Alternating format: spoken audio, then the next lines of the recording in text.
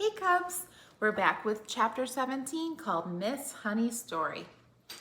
We mustn't hurry this, Miss Honey said, so let's have another cup of tea. And do eat that other slice of bread. You must be hungry. Matilda took the second slice and started eating it slowly. The margin wasn't at all bad. She doubted whether she could have told the difference if she hadn't known Miss Honey. Miss Honey, she said suddenly, do they pay you very badly at our school?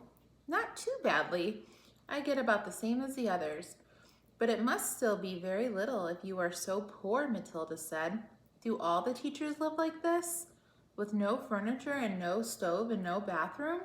No, they don't. I just happen to be the exception. I expect you just happen to like living in a very simple way, Matilda said. It must make house cleaning an awful lot easier, and you don't have furniture to polish or any of those silly little ornaments lying around that have to be dusted every day.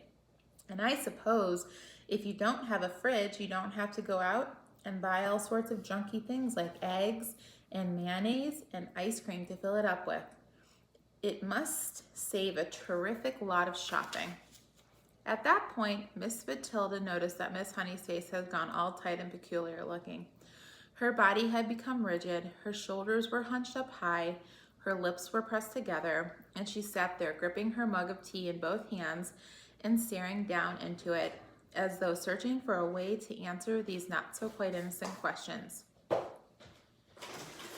I'm very sorry I asked you those questions, Miss Honey. It is not any of my business.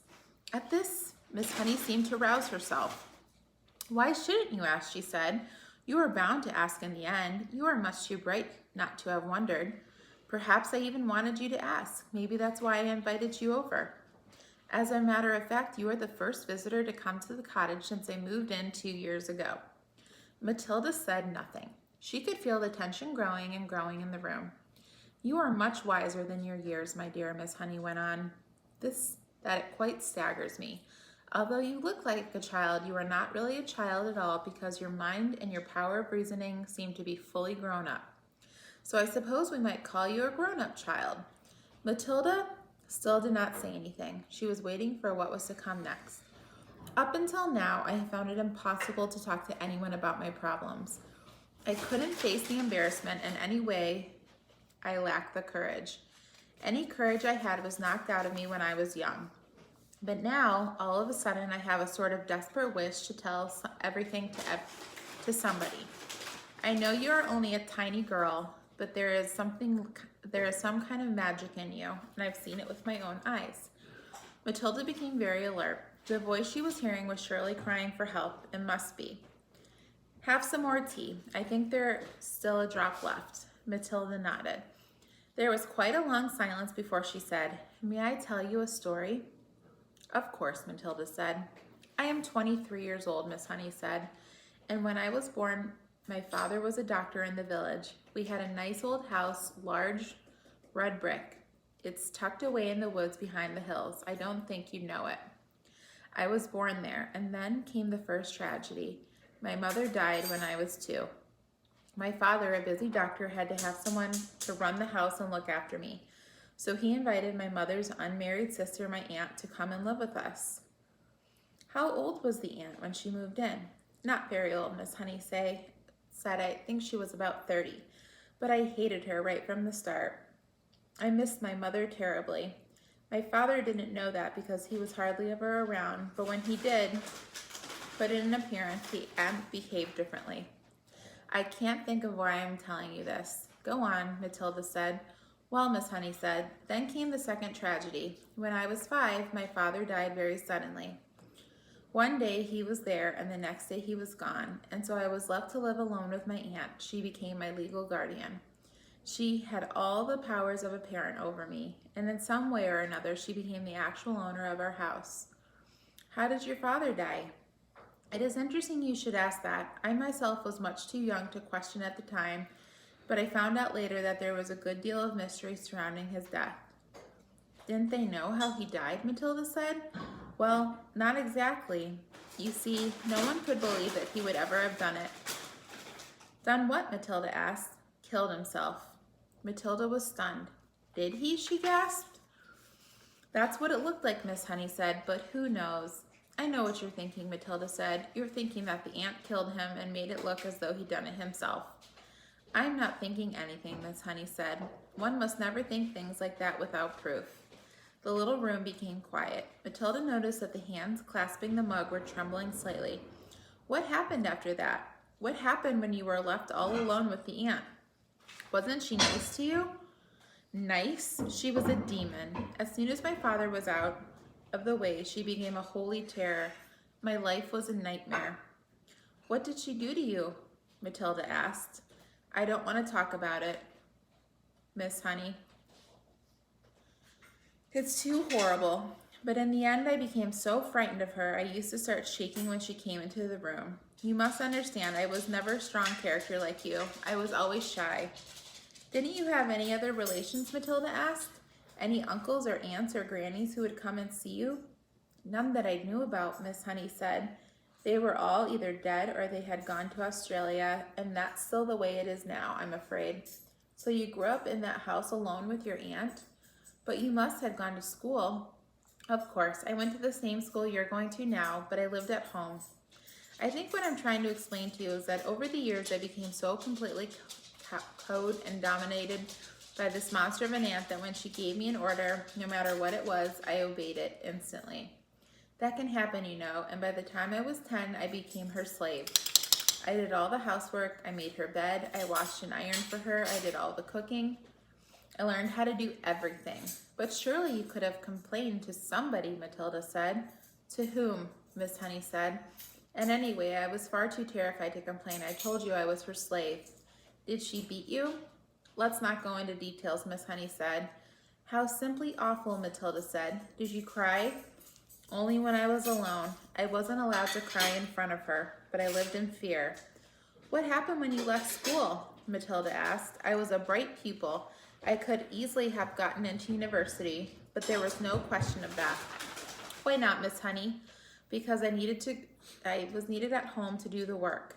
How did you become a teacher? Matilda asked. There was a teacher's training college in Reading, Miss Honey said. That's only a 40-minute bus ride. I was allowed to go there on condition I came straight home again every afternoon to do the washing and ironing and to clean the house and to cook supper. How old were you then? When I was in teacher training, I was 18. You could have just packed up and walked away. Not until I got a job, Miss Honey said. And don't forget, I was by then dominated by my aunt to such an extent that I wouldn't have dared. You can't imagine what it's like to be completely controlled like that by a very strong personality. It turns you to jelly, so that's it. That's the sad story of my life. Now I've talked enough. Please don't stop, Matilda said. You haven't finished yet. How did you manage to get away from her in the end and come live in this funny little house? That was something, Miss Honey said. I was very proud of that. Tell me, Matilda said. Well, Miss Honey said, when I got my teacher's job, the aunt told me I owed her a lot of money. I asked her why. She said, because I've been feeding you for all these years and buying your shoes and clothes. She told me it added up to thousands and I had to pay her back by giving her my salary for the next 10 years. I'll give you £1 a week pocket money, she said, but that's all you're going to get. She even arranged with the school authorities to have my salary paid directly into her own bank. She made me sign a paper. You shouldn't have done that, Matilda said. Your salary was your chance of freedom. I know, Miss Honey said. But by then, I had been her slave nearly all my life, and I hadn't had the courage or guts to say no. So how did you escape? Please tell me. I escaped 2 years ago, and that was my greatest triumph. I used to get up very early and go for walks while my aunt was still asleep, Miss Honey said. One day, I came across this tiny cottage. It was empty. I found who owned it. It was a farmer. I went to see him. Farmers also get up very early. He was milking his cows. I asked him if I could rent his cottage. You can't live there, he cried. It's got no conveniences, no running water, no anything. I want to live there. I'm a romantic. I've fallen in love with it. Please rent it to me. You're mad, but if you insist, you're welcome to it. The rent will be 10 pence a week. Here's 1 month's rent in advance, I said. I gave him 40 pence and cried, thank you so much. How super, Matilda cried. So suddenly you had a house all of your own. But how did you pluck up the courage to tell your aunt? That was tough, Miss Honey said, but I steeled myself to it. One night, after I'd cooked her supper, I went upstairs and packed a few things I possessed in a cardboard box and came downstairs and announced I was leaving. I rented a house, I said. Rented a house? She shouted. How can you rent a house when you have only £1 a week? I've done it, I said. And how are you going to buy food for yourself? I'll manage, I mumbled and rushed out of the front door. Oh, well done you, Matilda cried. So you were free at last. I can't tell you how wonderful it was, Miss Honey said. But have you really managed to live here on £1 a week for 2 years? I most certainly have, Miss Honey said. I pay 10 pence rent, and the rest just buys me paraffin for my stove and for my lamp, and a little milk and tea and bread and margarine. That's all I need, really. As I told you, I have a jolly good tuck-in at the school lunch. Matilda stared at her. What a marvelous, brave thing Miss Honey had done. Suddenly, she was a heroine in Matilda's eyes. Isn't it awfully cold in the winter? She asked.